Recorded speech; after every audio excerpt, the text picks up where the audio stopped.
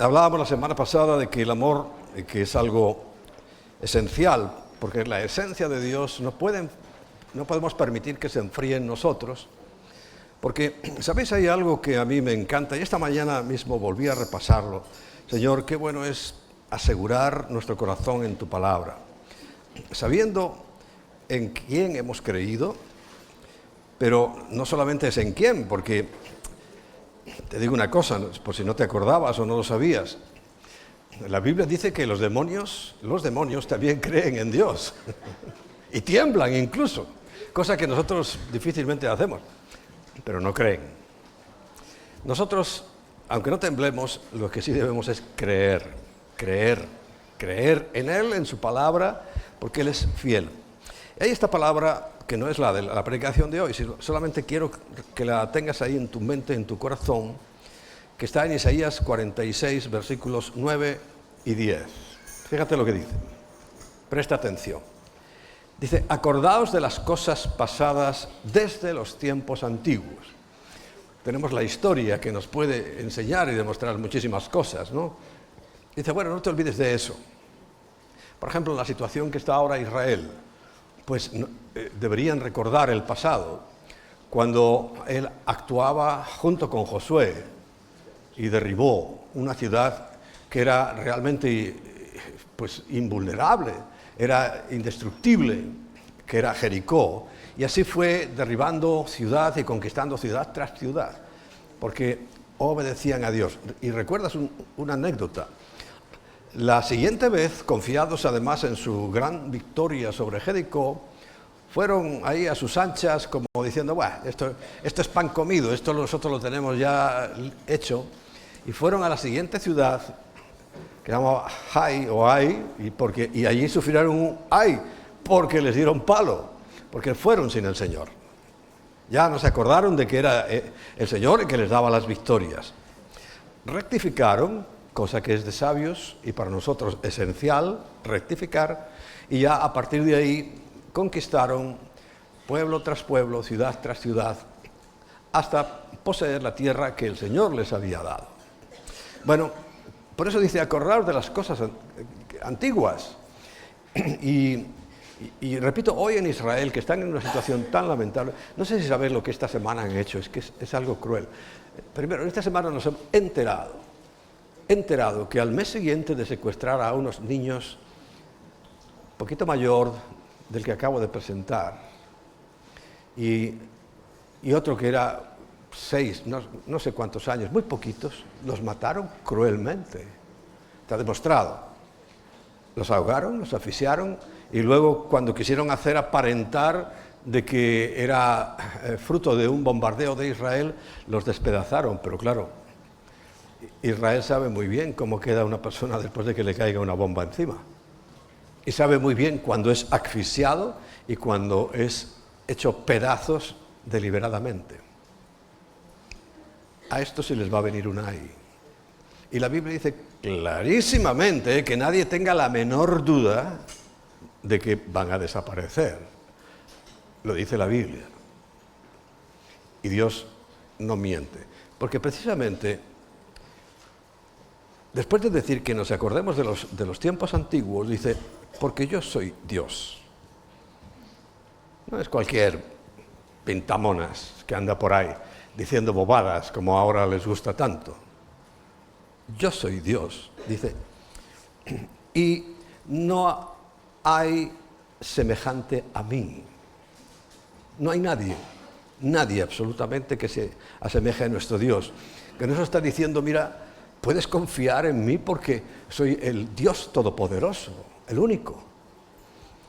Y sigue diciendo algo que a mí me gusta, por eso esta mañana lo volví a leer. Que anuncio lo porvenir. No solamente es que lo sabe.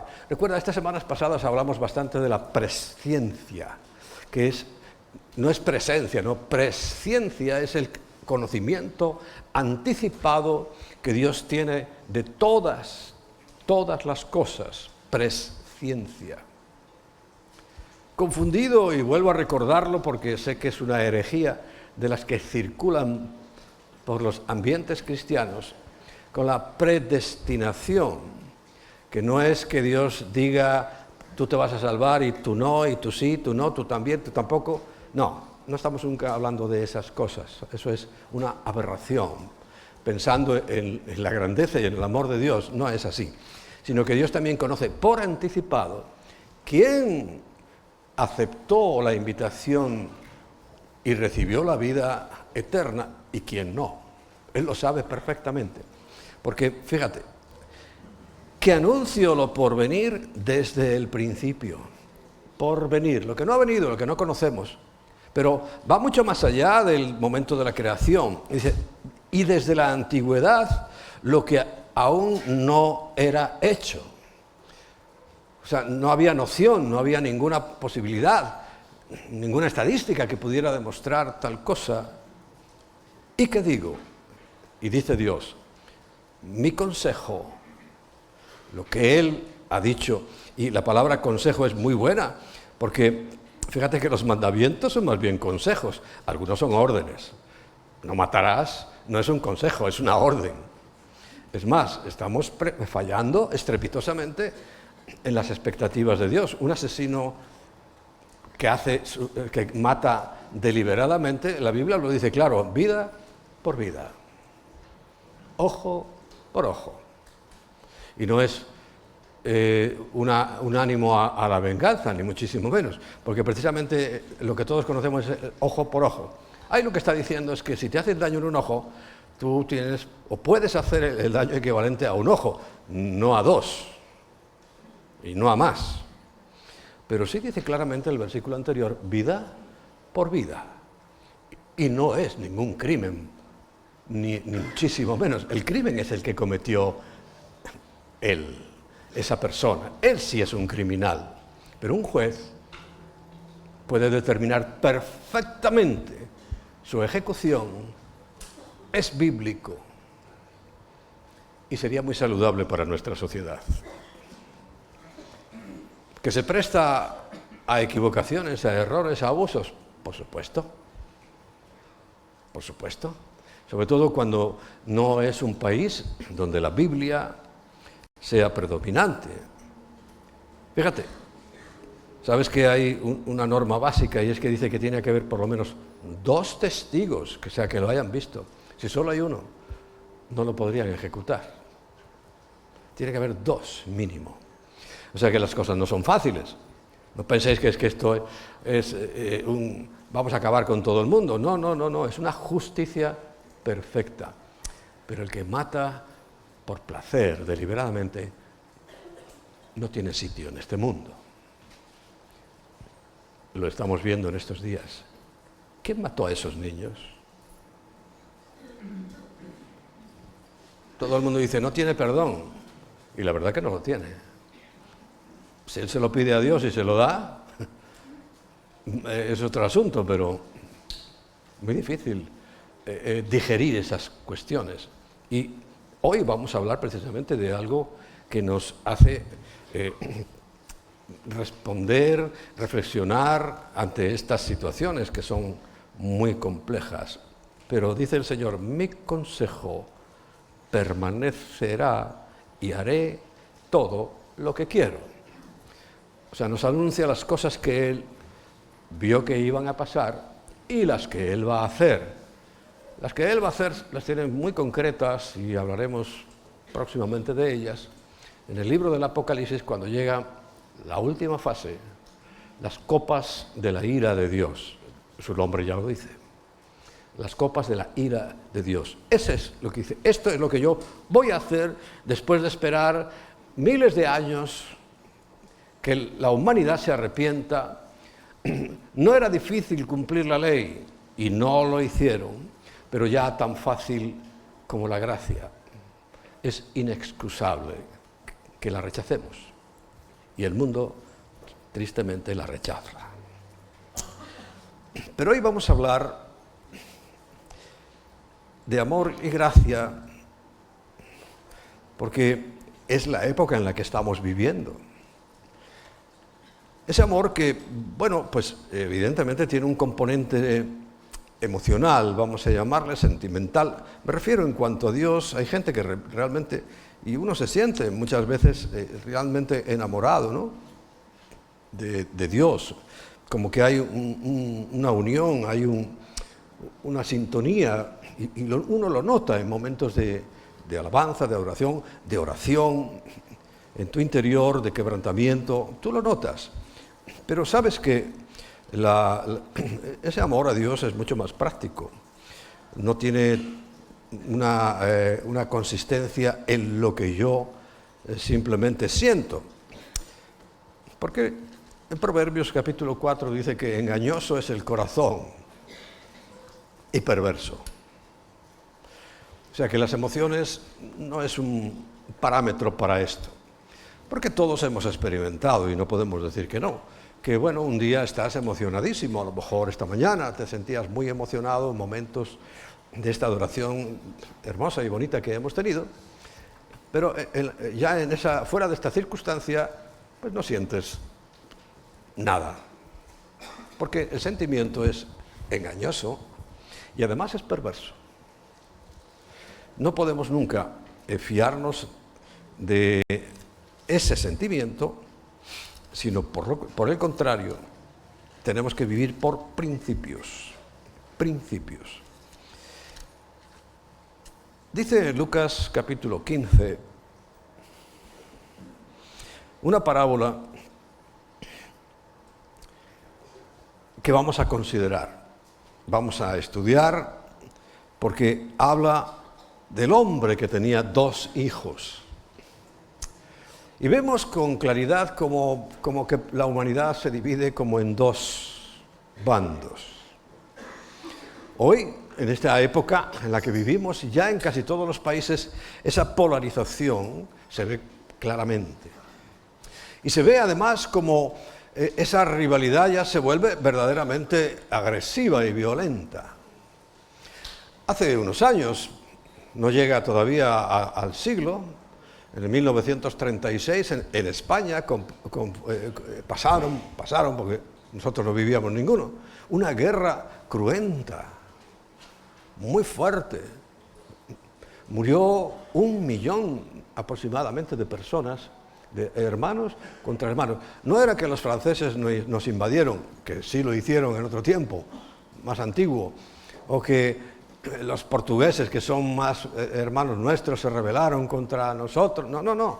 Los propios españoles, con un odio que hasta el día de hoy, después de, ¿cuánto? 80 y tantos, todavía hasta el día de hoy, y además se ha despertado en jóvenes que ya no tienen nada que ver, solamente si lo estudian, y digo si lo estudian porque a veces se estudia menos, en la escuela.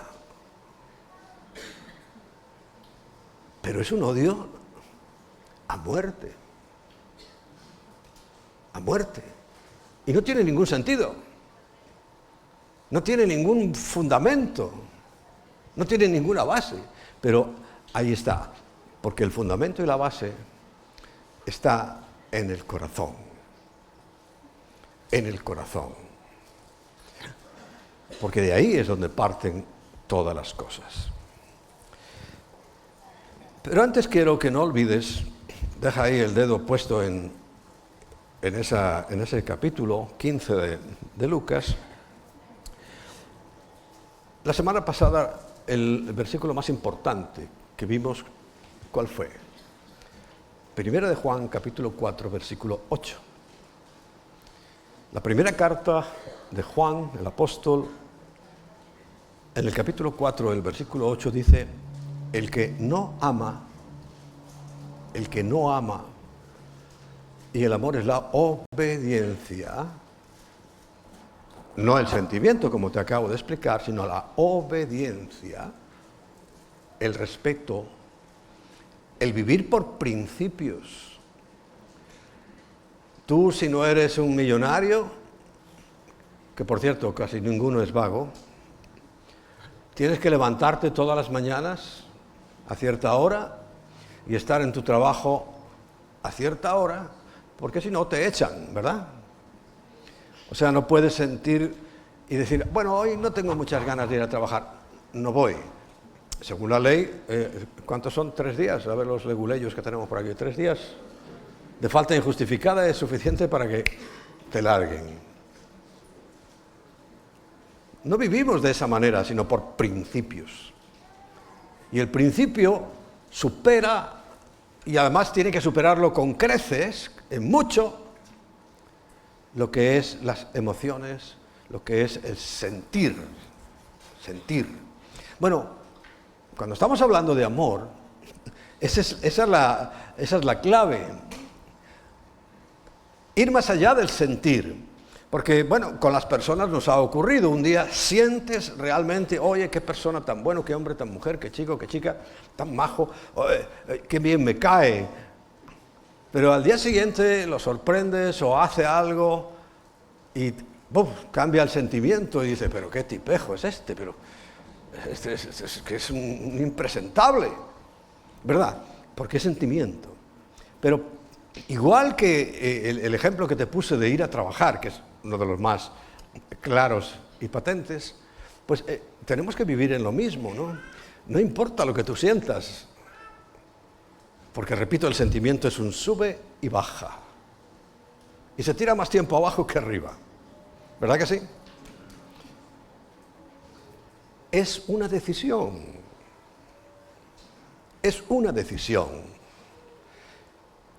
porque precisamente, porque Dios es amor, y te lo recuerdo, no es que tenga amor, también tiene un amor, porque lo manifiesta, sino que Él es en su esencia amor, y como os dije la semana pasada, eso es lo que colocó en nosotros, y eso es lo que fracasó y se frustró cuando se desobedeció. Porque la clave del amor es la obediencia. El Señor dice, el que me ama, guardará, o sea, obedecerá mis mandamientos. No habla, el que me ama explotará en lágrimas en cada alabanza y en cada adoración. No dice eso. Dice, obedecerá mis mandamientos. Y no siempre gusta hacerlos, ¿verdad? No siempre estamos de acuerdo en hacerlos. Porque bueno, puse el ejemplo más dramático, no matarás. Pero ¿y el no robarás? El verse delante de algo y... Oye, me lo guardo.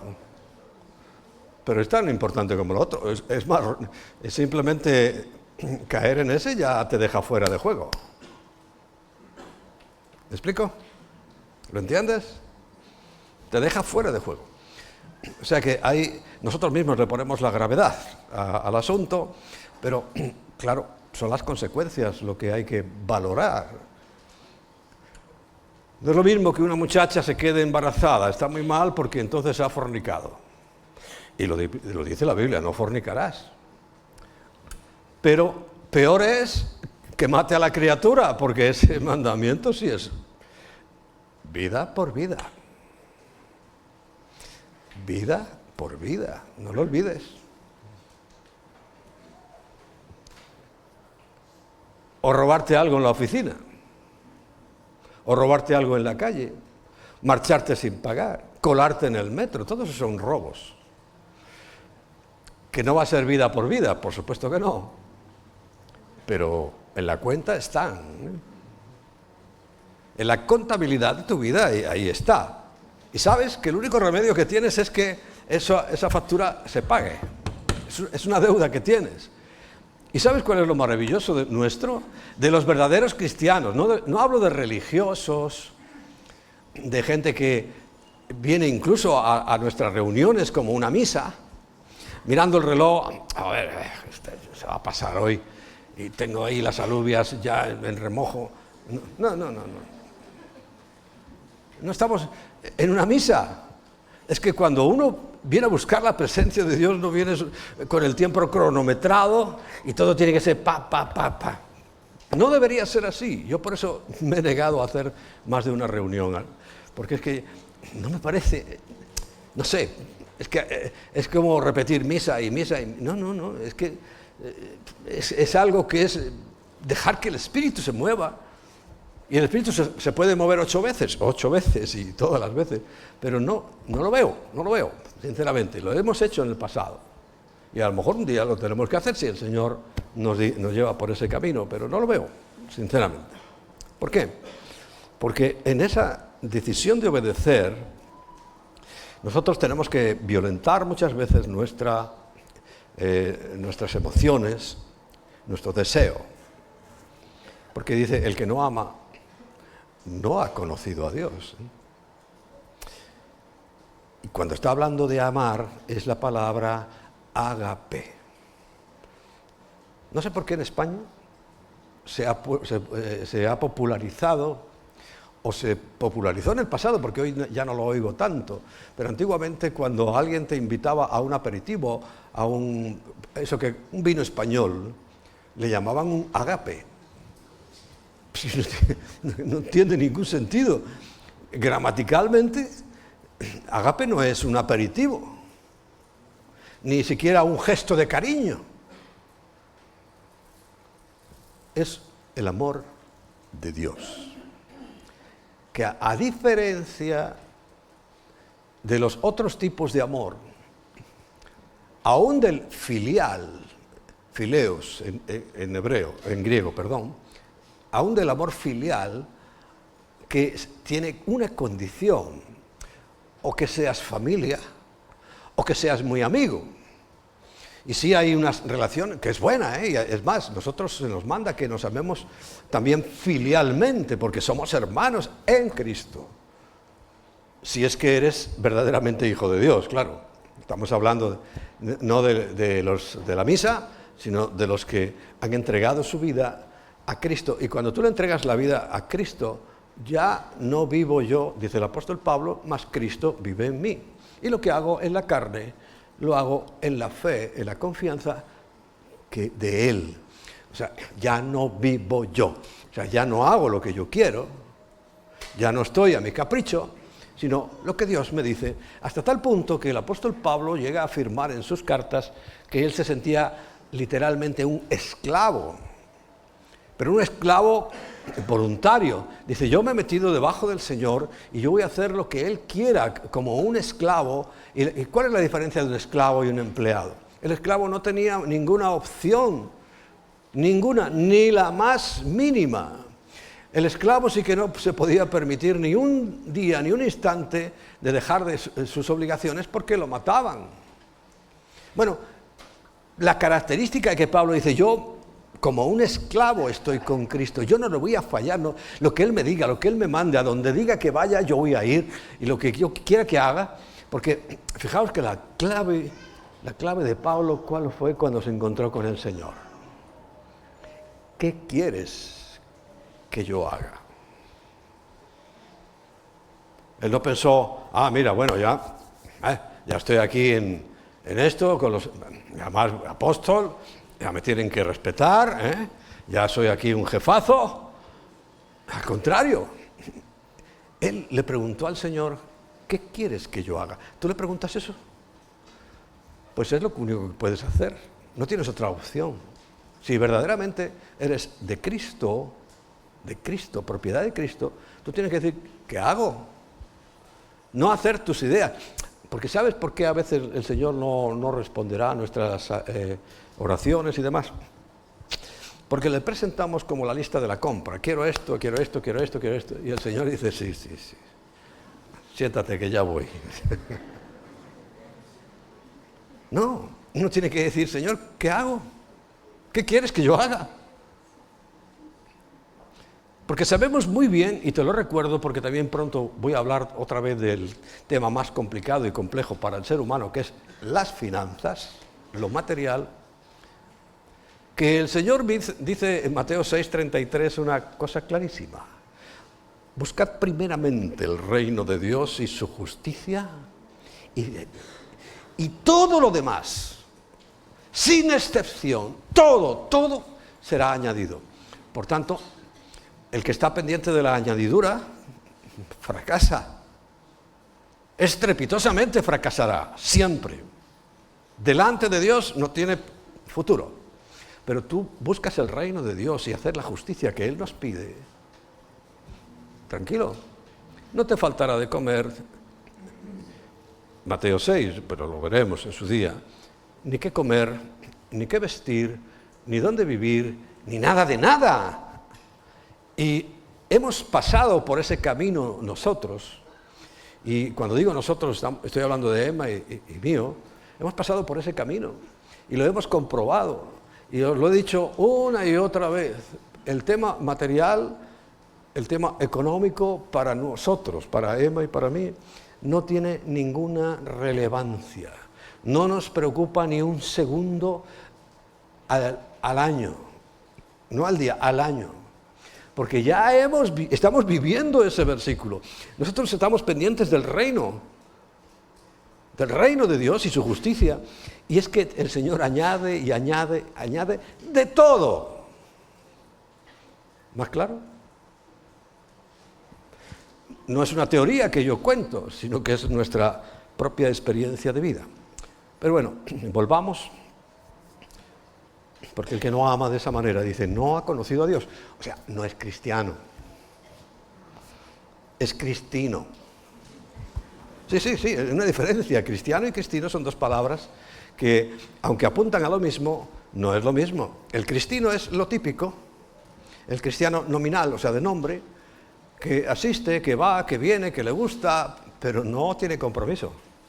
El verdadero cristiano es el que realmente Cristo vive en nuestros corazones. Y si Él vive en nosotros como cuerpo de Cristo, o sea, mi cuerpo, vamos a hablar en tema más comprensible, mi cuerpo me sirve a mí. Mi cuerpo abre la boca cuando yo quiero comer, es una orden, no puede negarse. Y va donde yo quiero ir. Y agarra lo que yo quiero agarrar, mi cuerpo. Nosotros somos el cuerpo de Cristo, Él es la cabeza, pues tenemos que hacer lo mismo, pero para Cristo. No podemos negarnos.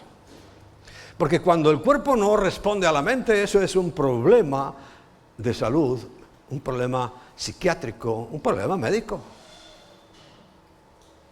Una de las síntomas de algunas enfermedades es que el cuerpo no responde. Quiere andar y no anda. Quiere coger algo y no puede. ¿Es normal eso? No. Eso es anormal absolutamente. Inmediatamente saltan todas las alarmas. Bueno, en el cuerpo de Cristo igual. Saltan todas las alarmas cuando nosotros, el cuerpo de Cristo, no hacemos lo que Él quiere. Pero lo hacemos tan frescos, como si no pasara nada. Misericordia. Quiero y no justicia, decían, ¿verdad? ¿Ya lo entiendes por qué? Porque de vez en cuando queremos andar por nuestra cuenta y no es posible. El que no ama no ha conocido a Dios, porque Dios es amor. Es amor. Bueno, vamos a ver un ejemplo práctico que cuesta mucho.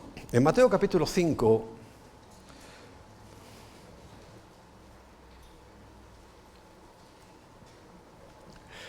el Señor empieza a hablar de diversos temas de la ley, precisamente de los mandamientos, dándoles la interpretación correcta. Pero hoy vamos a centrarnos en el capítulo 43, en cuando dice, oísteis que fue dicho. Eso está refiriendo en la ley, en el Pentateuco, en la Torá. Oísteis que fue dicho, amarás a tu prójimo, facilito, ¿no? Dice, y aborrecerás a tu enemigo. Más fácil todavía. ¡Wow! ¿Cómo nos encanta esto, no? Aborrecer al enemigo. Aborrecer a todo bicho viviente. Yo era así. Luego, examinando las cosas, digo, ¿y por qué? No te tengo una explicación. Pero es tan fácil de influenciar al ser humano para aborrecer y sobre todo a tus enemigos. Pero yo os digo, esta es la reforma que yo digo, o la interpretación correcta de toda la ley. Ya sabéis que él hace de varios mandamientos u ordenanzas importantes, hace esa corrección. Pero yo os digo, dice, amad a vuestros enemigos. ¡Ay, qué difícil! Amar. Pero recuerda, si examinaras en tu Biblia, lo tuvieras en griego, la palabra que ponen no es fileo. No es amor fraternal, sino es agape. Y el agape es No porque seas pariente o amigo o me caigas bien, sino el amor de Dios es a pesar de, no por qué, sino a pesar de. A pesar de que éramos pecadores, torpes, brutos, ladrones, hasta criminales, lo que sea, no importa. A pesar de eso, Dios nos ama. Porque recuerda, es una decisión, no una emoción. Y Dios decidió amarnos y nos dice a nosotros, tú también tienes que hacer lo mismo. Tienes que decidir amar a tus enemigos.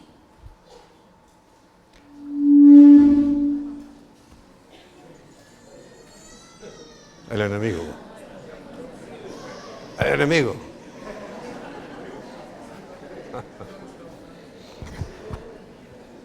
Amar a tus enemigos, que es una decisión muy difícil de tomar. Era más fácil en el Antiguo Testamento, aborrécelo y dices, encantado, oh, cómo te odio. Pero ahora no. Ahora dice el Señor, amarás a tu prójimo, a tu enemigo, no al prójimo, al enemigo. Dice, bendecid a los que os maldicen, haced bien a los que os aborrecen. Esta es la peor parte de la escuela que yo he llevado, y que todavía está como cuando te comes una comida pesada que no la acabas de digerir, ¿no? Pero me pongo a orar y a decir, Señor, bueno, a ver, dame un Alka-Seltzer para ver si lo digiero.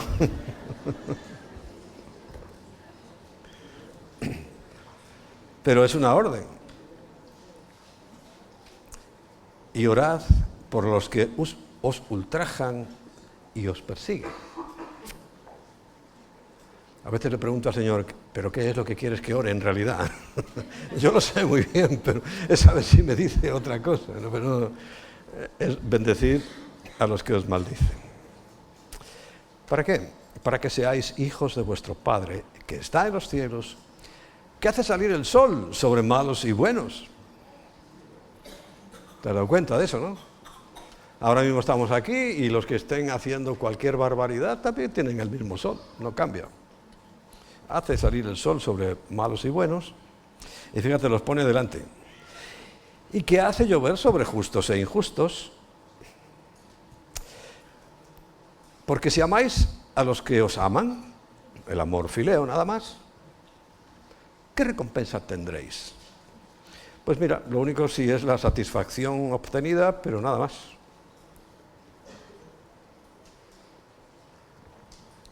Porque dice, ¿no hacen eso mismo también los publicanos? O sea, cualquiera. Recuerda, los publicanos eran Hacienda, ¿eh? Amar a alguien de Hacienda es una cosa muy difícil. ¿A que sí? Oyes la palabra Hacienda y ya te pone la carne de gallina. Esos son los publicanos.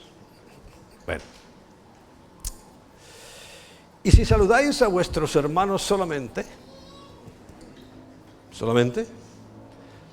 dice, ¿qué recompensa tendréis?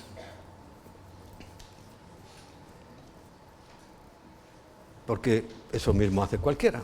Dice, si saludáis a vuestros hermanos solamente, dice, ¿qué hacéis de más? O sea, ¿dónde está el mérito? ¿Qué crees que has hecho extraordinario? Es lo más normal. Dice, ¿no hacen así también los gentiles? Pues claro que sí.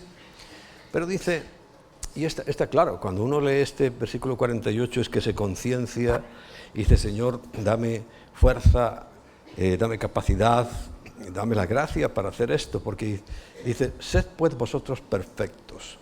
Quiere decir que cuando uno hace estas cosas, entra en el terreno de la perfección.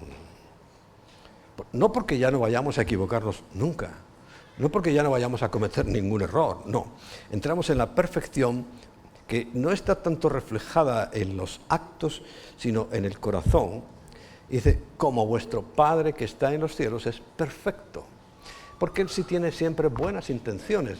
¿No lo hemos leído en la Biblia que todos sus pensamientos para nosotros son de bien y no de mal? Que todo su interés es bendecirnos, nunca maldecirnos ni aliquinarnos. Solamente cuando tiene que hacerlo lo hará pero agota muchas posibilidades, tantas que nosotros a veces no entendemos su paciencia. Eso se llama longanimidad. O sea, y espera, y prolonga, y uno está esperando que le caiga el rayo a ese que... Y nada que cae el rayo. Es más, de repente a lo mejor un día lo encuentras sentado en la iglesia porque se convirtió, porque las cosas de Dios ya sabes que son bastante distintas a las nuestras. En Lucas 6, 35 y 36 hace también referencia a esto mismo, porque es importante. Amad, pues, a vuestros enemigos, vuelve a repetir, y haced bien, incluso prestad. Pero por otro lado, está prohibido pedir prestado.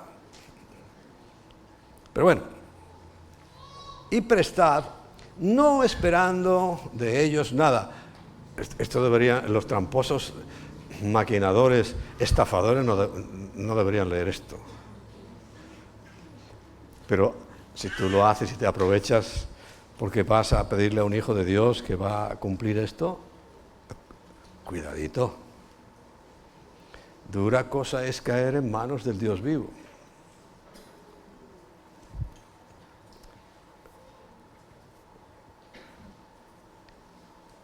Y será vuestro galardón grande, y seréis hijos del Altísimo, porque Él es benigno para con los ingratos y malos. Pablo, Enrique, ahí, cualquiera de vosotros, ¿verdad?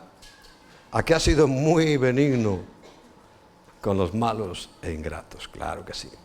Y dice, sed pues misericordiosos, como también vuestro Padre es misericordioso. Y precisamente, dije que íbamos a hablar del amor y de la gracia, porque es que, claro, lo que estamos viviendo ahora es la gracia, pero la gracia viene por causa del amor. La chispa fue que los judíos rechazaron a su Mesías, rechazaron el regalo de salvación que les traía, y yo diría, gracias a Dios. Porque el apóstol Juan nos lo explica. Por esa razón, porque ellos lo rechazaron, abre la puerta para todos nosotros y dice, ahora, bueno, vale, vosotros me rechazáis, pero ahora cualquiera, de cualquier latitud del mundo, de cualquier nacionalidad, lengua, raza, ninguna distinción, todo el que me recibe, recibe la potestad de ser hechos hijos de Dios.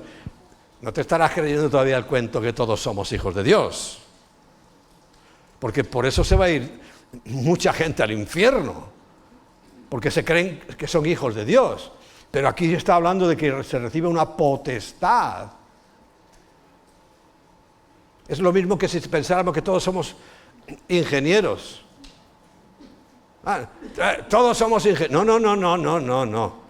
Estudia y tendrás la potestad de ser ingeniero. Estamos hablando de lo mismo. Te da la potestad por recibir a Cristo en tu corazón, que es igual que en tu mente. Ahí sí. Por tanto, descarta lo anterior, esa patraña, mentira malvada, que dice, no, todos somos hijos de Dios. No es cierto. Somos criaturas, todos, sí. Pero hijos, el hijo este que dice, el que no ama, no ha conocido al Padre, no está hablando de eso. Está hablando del que realmente entrega su vida a Cristo, en espíritu y verdad. Y la gracia simplemente se define por, mira, dos cositas. Una,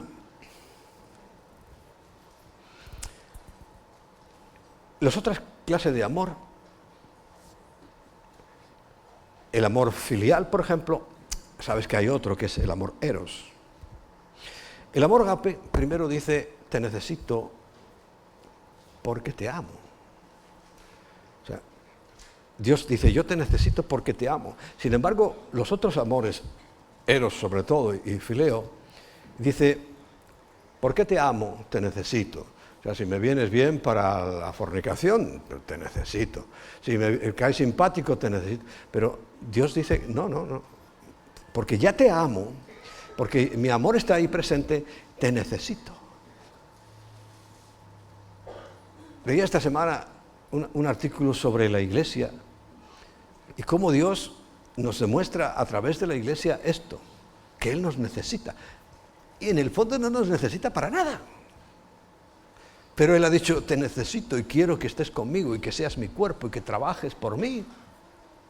Qué fácil sería para Dios hacer así, ¡pum!, todo el mundo convertido.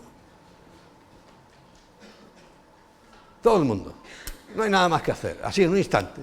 Pero es que ese no es el plan. El plan es mucho más largo en el tiempo, porque teníamos que llegar tú y yo.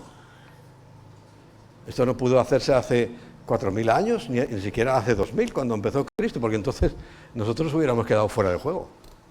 No hubiéramos nacido, ¿verdad? Y estaba esperándonos. Y sabemos que aún está esperando a más gente. ¿Cuántos? Ahí sí que nadie puede especular nada, porque no tenemos ni la más ligera idea. Pero sabemos que Dios sí está esperando a más gente, porque lo dice hasta que se complete el número que Él tiene en su cabeza, que recuerda, ya ha visto anticipadamente de personas que le iban a aceptar como su Padre, como su Señor, como su Salvador. Ya los vio, pero eso está solamente en su cabeza. Y como nosotros solo somos el cuerpo, ¿qué es lo que le toca al cuerpo? Para que no lo lleven al hospital diciendo está enfermo. Ir donde le manda la cabeza. Yo con mi cabeza digo voy allá y el cuerpo va allá. ¿Verdad? Iglesia. Y ahora sí vamos a ir a Lucas 15 y vamos a leer ese texto que refleja con mucha claridad lo que es el amor y la gracia. Versículo 11. También dijo, un hombre tenía 2 hijos.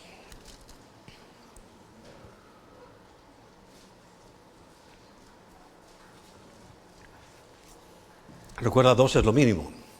Antes os dije que para poder condenar a alguien eran 2 testigos. Y el número 2 es testimonio. A nosotros nos hizo con 2 piernas. Y es lo que da estabilidad. Los que tienen una sola, bueno, allá se apañan. Y los que no tienen ninguna también se apañan. Pero lo normal es tener 2 piernas, ¿no? Y uno camina muy estable en eso. Pero bueno, 2 hijos. Cuando nos presenta la primera calamidad de la historia, también es entre 2 hermanos. Pero aquí es otra historia en la cual el Señor tenía la intención de mostrarle a sus discípulos, de enseñarles cómo iba a ser su futuro. Porque recuerda, ellos venían del contexto del vida por vida, ellos venían del contexto de amar a los que te caen bien, a tu familia, a tus amigos, a los que tienen algún asunto común contigo. Pero el Señor nos va a enseñar que eso hay que superarlo. Nosotros tenemos que ir más allá.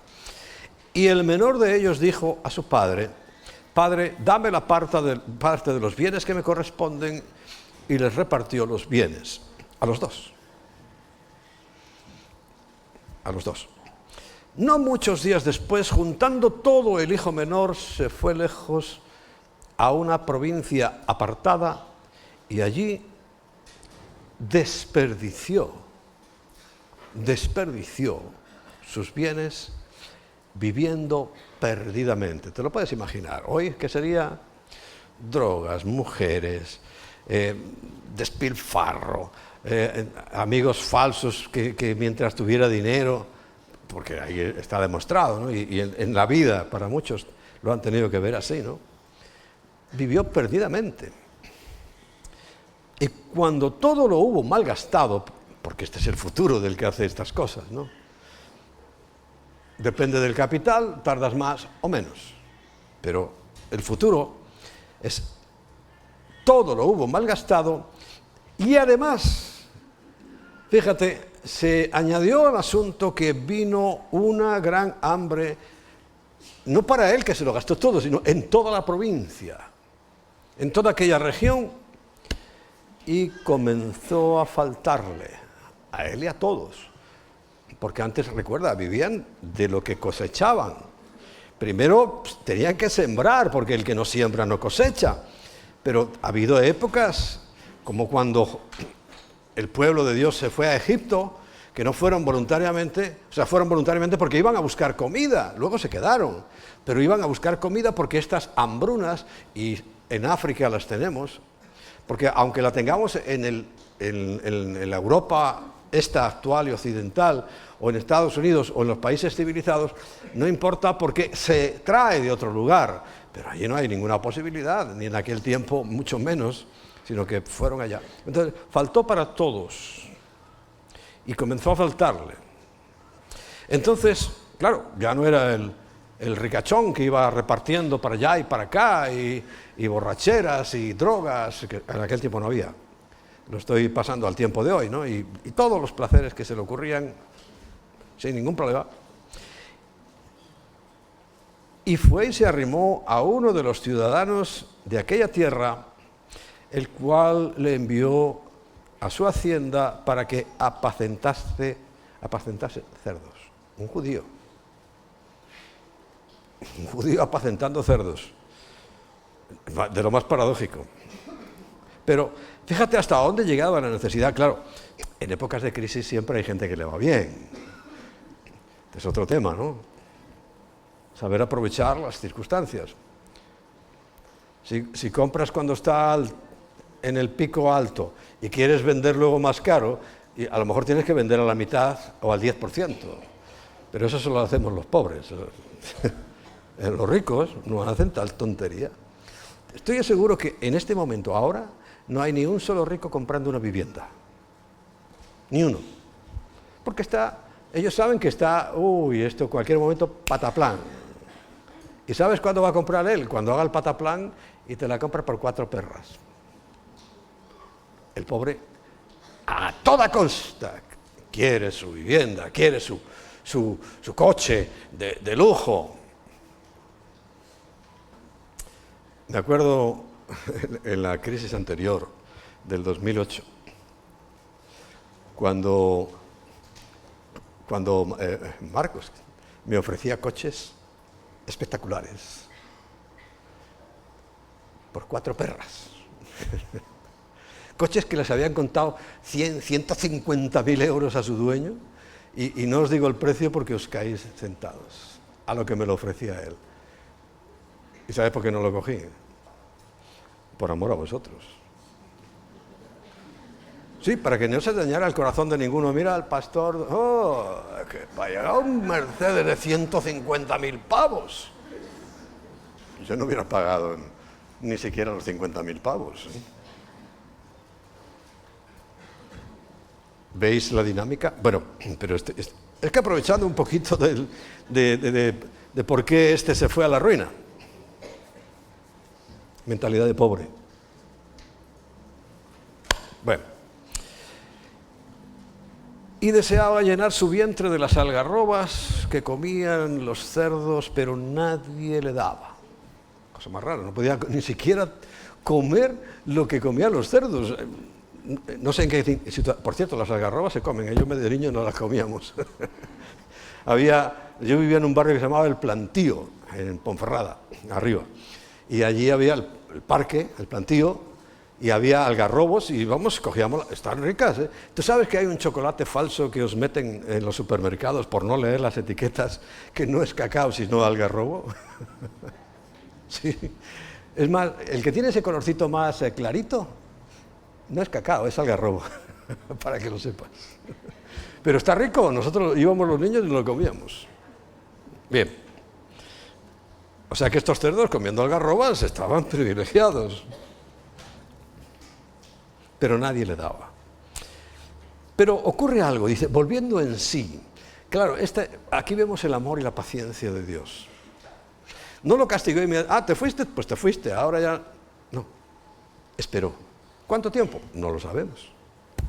Pero en un momento, en ese conocimiento anticipado, que algunos creen que es esa predeterminación, no, es el conocimiento previo que Dios tiene. Él sabe que a lo mejor este hombre era despreciable, era lo que fuera, pero él sabía que en un momento determinado se volvería en sí. Despertaría. ¿Qué hago aquí? Porque a todos nos habrá pasado cuando las obsesiones llegan a nuestra vida, obsesiones, no ves nada, no te das cuenta de lo que hay afuera, no te das cuenta que te estás hundiendo, pero también lo hemos experimentado que hay un momento que ¡pum! ¡Oh! ¿Pero qué pasa? ¿Qué estoy haciendo? Reaccionas. Eso es lo que le pasó a este muchacho. Y entonces se acordó que cuántos jornaleros en la casa de mi padre tienen abundancia de pan y yo aquí padezco de hambre. Me levantaré e iré a mi padre. ¿Ves? Una decisión. Os dije que la vida está llena de decisiones, buenas y malas. Me levantaré e iré a mi padre y le diré, Padre, algo que se llama arrepentimiento. Es la primera palabra que Jesús pronunció cuando empezó a predicar. Arrepentíos. Y la última sigue siendo arrepentíos. Padre, he pecado contra el cielo y contra ti. Y fíjate, ya no soy digno de ser llamado tu hijo. Hazme como a uno de tus jornaleros. Pero la grandeza de Dios, bueno, dice que levantándose, vino a su padre. Y fíjate, esto es lo mismo que hace Dios, por eso Él está guardando. Y por eso tenemos que confiar en Él y decir, bueno, los tiempos, el único que los conoce es Dios. Porque Él estaba esperando, imaginados físicamente todos los días, mirando el camino que llevaba a su propiedad, a su casa, a su finca. Físicamente, humanamente sería así, ¿no? Es todos los días mirando el camino, esperando, hasta que un día lo vio aparecer. Él dice, levantándose, vino a su padre. O sea, hay una parte que tenemos que hacer nosotros. Pero dice, y aún cuando estaba lejos, lo vio su padre. Cuando prácticamente era difícil de reconocer, dice, lo vio su padre. Qué bueno. Y fue movido a misericordia, porque Dios tiene misericordia de nosotros. Recuerda, espera siempre el arrepentimiento. Y corrió y se echó sobre su cuello y lo besó. El padre al hijo. Corrió. Él tomó la decisión, voy a donde mi padre, pero corrió mucho más el padre. Mucho más. Porque él dice que iría andando, y además despacito, sobre todo en los últimos metros, pensando, diciendo, bueno, a ver, yo sé que ya lo de hijo lo tengo perdido, pero bueno, a ver si me acepta por lo menos como un trabajador, un obrero, un jornalero. Iría despacito, dando vueltas, y ahí lugubrando en su cabeza. Pero en cuanto lo vio el padre, echó a correr. Dios hace lo mismo. En cuanto tú te levantas y dices, Señor, ya solo dices Señor y ya está ahí. Porque lo que desea es la salvación. Cristo murió por la salvación, no por la condenación. Si ya estábamos condenados. Murió por la salvación. Y Él corre y nos encuentra en el instante preciso, como este padre que encontró a su hijo. Y no le empezó a reprochar. ¿Nosotros qué haríamos? Quedarnos ahí mirando el camino, mirándolo así, diciendo, míralo, ya sabía yo que tenía que volver. Sin vergüenza. Este se ha gastado todo y ahora querrá que le dé más. O sea, estaríamos en eso, ¿verdad?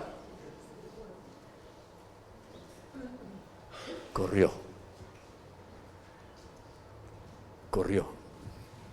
Qué bueno es Dios. Y se echó, porque se movió a misericordia, sobre su cuello. Lo abrazó y lo besó. Y lo llenó de besos. Y aquel abrazo seguro que era como un oso apretándolo contra él. ¿Por qué? Dijo el hijo, Padre, se arrepintió. He pecado contra el cielo y contra ti. Lo que venía pensando, efectivamente es bueno pensar eso y decírselo a Dios. Y dice, y ya no soy digno de ser tu hijo. Eso no se lo digas. Porque no te va a hacer caso y segundo que es estúpido. Pero el padre dijo a sus siervos, sacad el mejor vestido y vestidle. Imagínate en aquellos tiempos esos vestidos tan llamativos, ¿no? Tan bonitos. Dice, el mejor y vestirle. Y poner anillo en su mano. Eso es una honra. Cuando alguien llevaba anillo antiguamente, por ejemplo, cuando un gobernante, un rey quería que alguien tuviera certeza de que era él que estaba dando la orden, podía escribir una carta, pero lo más certero era, tomaba su anillo y se lo daba al siervo que iba a hablar con el otro.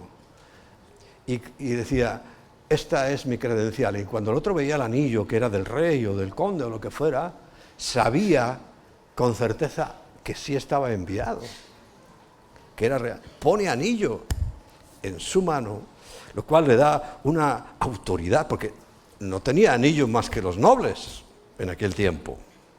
Y lo convierte, fuera de sus pensamientos de ser un obrero más, lo convierte en lo que ya era antes, en un noble.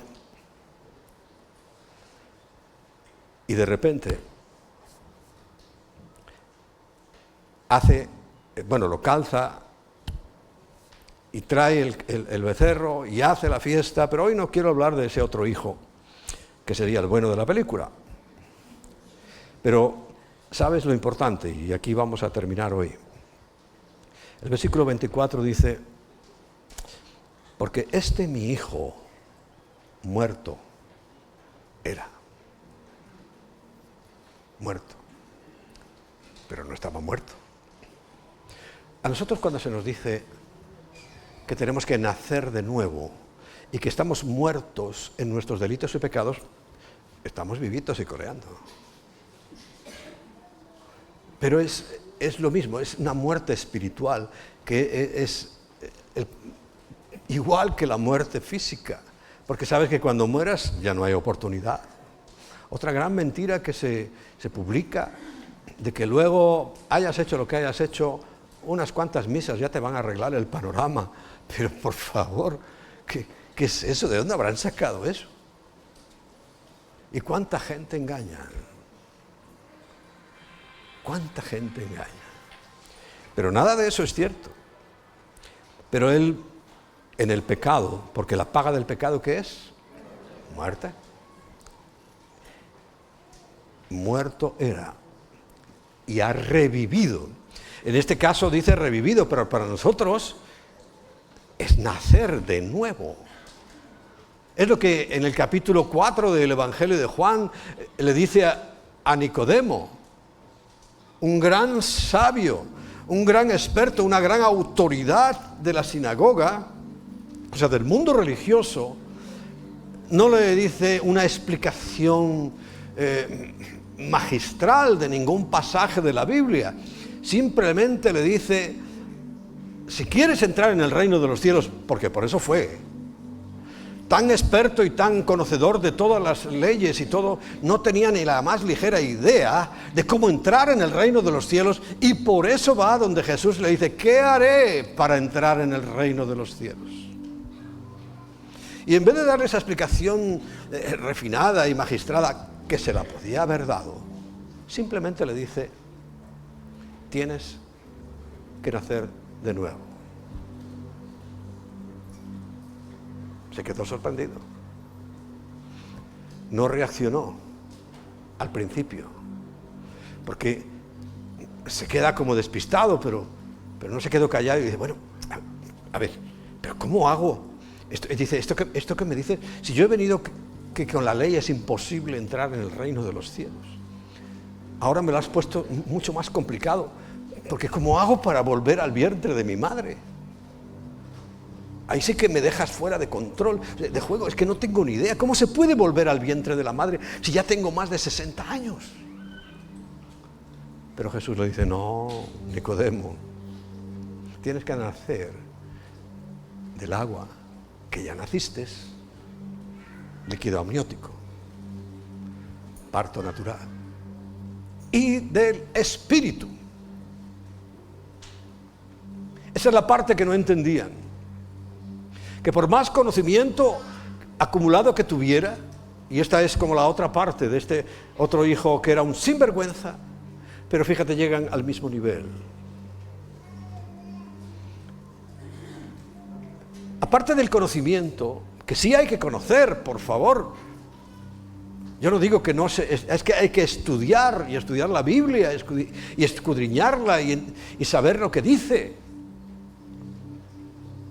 Pero si no nacieres de nuevo, le dice con rotundidad, no puedes entrar en el reino de los cielos.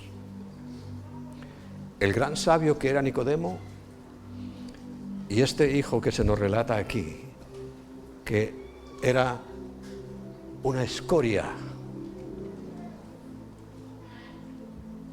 humana, quiere decir que todos en la misericordia de amor,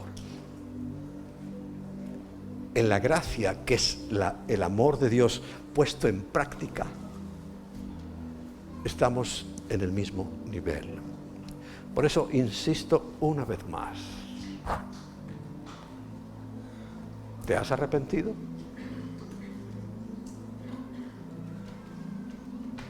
¿Te has arrepentido? Siempre lo interpretamos como que hay que arrepentirse de las acciones. Claro, sí, también, por supuesto. Pero arrepentirse es un cambio de mentalidad. ¿Qué le pasó a este joven? De repente, él se arrepintió cuando cambió la mentalidad, diciendo, ¿qué hago yo aquí? Tengo que volver a la casa de mi padre. Nicodemo se arrepintió cuando cambió su mentalidad. Recuerda que Jesús era un proscrito, un perseguido de la sinagoga del Sanedrín. Y uno de los grandes jefes del Sanedrín, encapuchado, encubierto, ya se arrepintió cuando en su mente dijo, tengo que ver a Jesús. Cambió de mente. Porque técnicamente la palabra arrepentimiento es metaneo. Cambio de mentalidad. En esta mañana yo te pido, cambia tu mentalidad. Porque tal vez seas de un bando o del otro. Seas de los que te crees bueno, y ya te digo, por falta de tiempo no voy a compartirte lo que el desastre que era el hijo que se quedó en casa. Era peor que el otro delante de Dios. Peor que el otro. Léetelo y ahí lo vas a entender.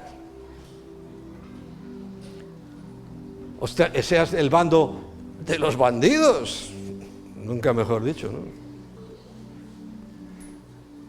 ¿Qué has hecho? Y todavía piensas, bueno, ¿cómo Dios me va a perdonar eso? Y dice, facilísimo. En cuanto se lo pida, recuerda cómo es Dios. A mí este pasaje me encanta, ¿sabes por qué? Porque me enseña el corazón de Dios cómo es. Dios podía haberle dicho, bueno, sí, bueno, mira, vas a estar un año ahí trabajando con los demás y luego ya veremos si te perdono. Corrió. Y mientras el hijo iba asustado y despacito, corrió como una flecha a buscar a su hijo. Eso es lo que Dios está haciendo para ti. No creas que eres indigno de su perdón. No, yo es que he matado. No creas que eres indigno de su perdón, ni muchísimo menos. Igual que el que dice, no, yo es que me robé unos bolígrafos en la oficina. No eres digno de su perdón. Por cierto, estás tan fuera del reino de los cielos como el otro. Tan fuera del reino de los cielos como el asesino. Porque el reino de los cielos, le dijo a Nicodemo, es necesario nacer de nuevo. Necesario. No hay otra posibilidad. No hay otra puerta. ¿Cómo está tu vida? ¿Religioso? ¿O pecador confeso? ¿Cuál de eres? ¿O nada? ¿O nada? Pero recuerda, a los tibios los vomitará el Señor de su boca. Hoy, en esta mañana, vamos a ponernos en pie, por favor.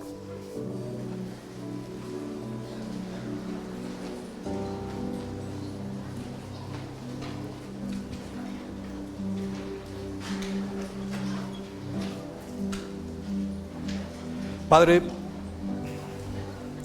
hoy te pido que cambies nuestra forma de pensar, que cambies nuestra mente, que cambies nuestra mentalidad.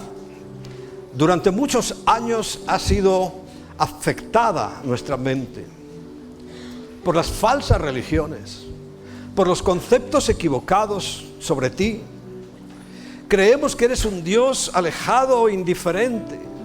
Pero cuando leemos, Señor, en este pasaje que estás esperando, deseoso que cada uno de nosotros llegue para salir corriendo a buscarnos. Qué gozo y qué esperanza trae a nuestros corazones, Señor. Y hoy queremos abrir nuestros brazos porque queremos sentir ese abrazo tuyo y ese beso. Queremos sentir tu amor porque también necesitamos sentir.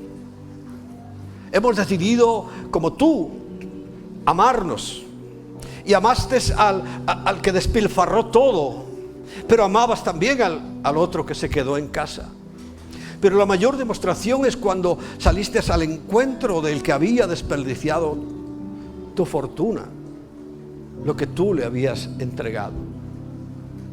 ¿Qué esperanza nos da eso, Señor? ¿Qué esperanza tan grande? Y ahora, Señor, que estamos ya con muy poco tiempo, ahora que vemos cómo el reloj en su cuenta atrás está al borde de llegar a la hora que solo tú conoces, es necesario, Señor, que arreglemos nuestras cuentas contigo. Y queremos arreglarlas. Y queremos darte gracias porque todo se basa en tu amor y en la gracia. Porque el concepto nuevo que nos has añadido, Señor, es que es un amor no merecido. En el Antiguo Testamento era un amor no ganado. Pero con Jesús sabemos que es no merecido. Ninguno merecíamos tu amor, como este hijo. No merecíamos nada. Humanamente era reprochable nuestra vida y ni siquiera nos hubieran aceptado como empleados tuyos. Pero hoy sabemos que tenemos un amor, una gracia inmerecida, que nunca hemos hecho nada. Pero eso sí, correr a tus brazos, ir hacia ti, encontrarnos contigo, sabiendo todo ese inmenso amor y esa misericordia y esa gracia que ahora se ha derramado sobre nosotros. Cualquiera de los que estáis aquí, en tus propias palabras, dile al Señor: perdóname. Haz como este joven: perdóname. Perdóname. Sé que no lo he hecho bien, pero ahora sé por tu palabra que eso no tiene importancia para ti, que lo único que importa es que tome la decisión: me levantaré